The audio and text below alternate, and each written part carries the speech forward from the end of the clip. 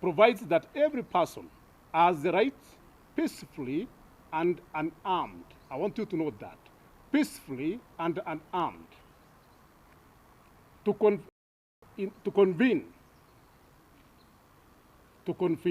or to assemble, to demonstrate, to picket, and petition are stipulated very clearly by the laws of this land.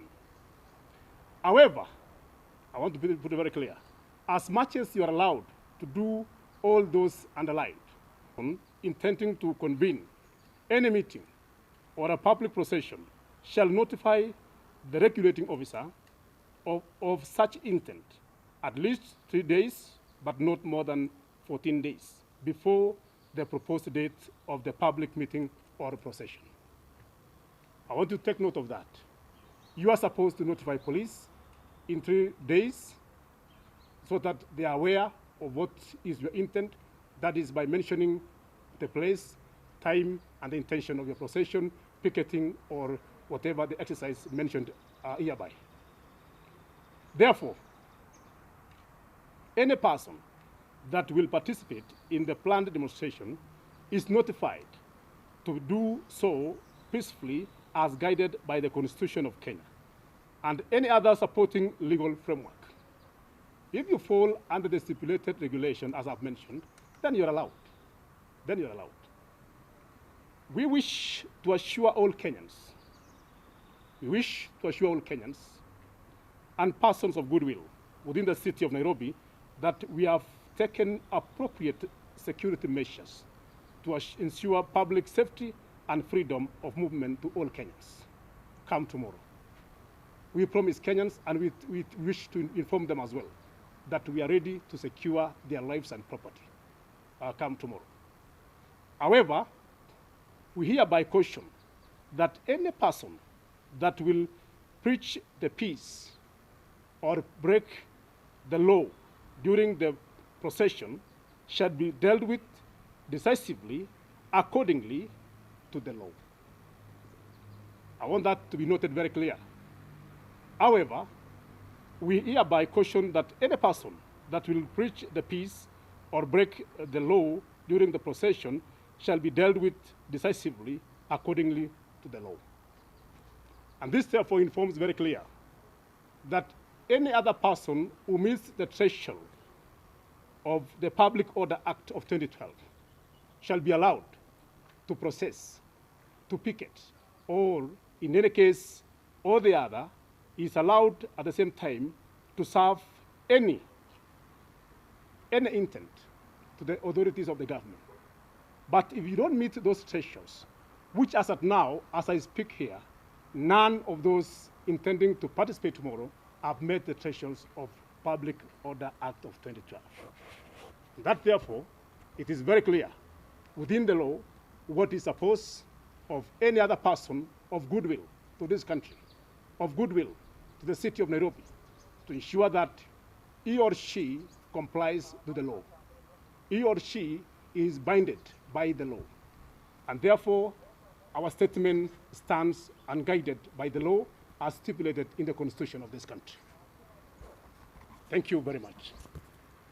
And maybe for the purposes of public understanding, they have to understand that as we are guided by all what we do, and because of the social media that mention and maybe underline some areas like State House, people invading, or areas of concern, I want to put very clear that it is covered by laws of Kenya, chapter 204 of the laws of Kenya. First schedule, go and read, well underlined, what are restricted areas?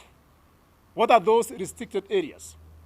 Those are areas that are not, or no person who is not authorized is allowed to get entry to. So I want Kenyans to be guided, to be informed by the law, not by persons of personal interest, so that we remain as a country, because this is our country. We should be guided and understand the law. There are areas that are restricted and you're not allowed, either peacefully or by other. That is it. And I want again to tell Kenyans of goodwill within the city, those who are doing business, those who are going for duty, that tomorrow is business as usual of this country. I'm saying this because people may have fear just because of the social media means of communication. We want to assure Kenyans that we are in charge of the security of the city and nothing is left unattended. Yes.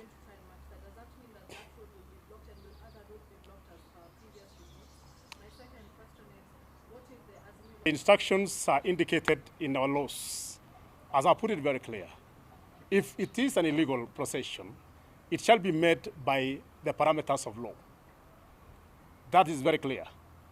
2 steps before to protect those restricted areas. So we are not, it's not a new thing that we are starting today or tomorrow just because of what has been said.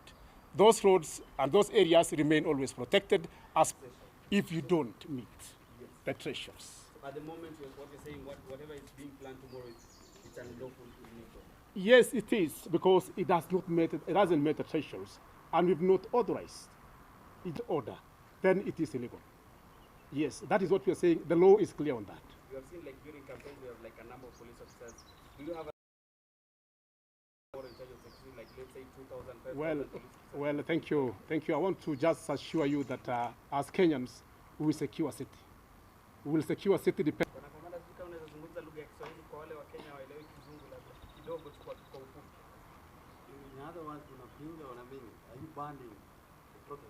Lakini sheria imesema vizuri vile inahitajika upate nafasi ya kufanya maandamano katika taifa la Kenya. Na ndipo tunasema kwamba kwa wale wa Kenya wote maandamano isiyo halali. So sisi tunafuata sheria, wala atukanzo mkutano ya mtu ama atusemi hakuna, lakini kulingana sheria inasema kwamba lazima uyatimize yale ambayo. Ladies and gentlemen, I wish you well. And we may not have any, of course, when we are saying they didn't meet the thresholds, there was a written document